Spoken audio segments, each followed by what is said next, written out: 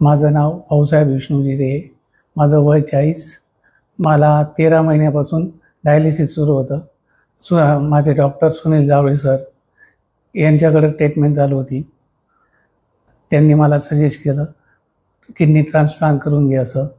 आम्ही घरच्यांनी निर्णय घेतला किडनी ट्रान्सप्लांटचा. 10 दिवसापूर्वी मी ॲडमिट झालो.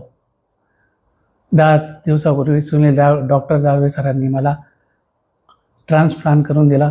तो सक्सेसफुल झाला आणि आता मला आज डिस्चार्ज आहे. माझ्या मम्मीने मला किडनी दिली. डॉक्टर सुनील जावळे सरांनी त्यांना पण ट्रीटमेंट दिली. ते पण ओके आहेत आता. आणि इथले डॉक्टर आणि स्टाफ एकदम व्यवस्थित आहे.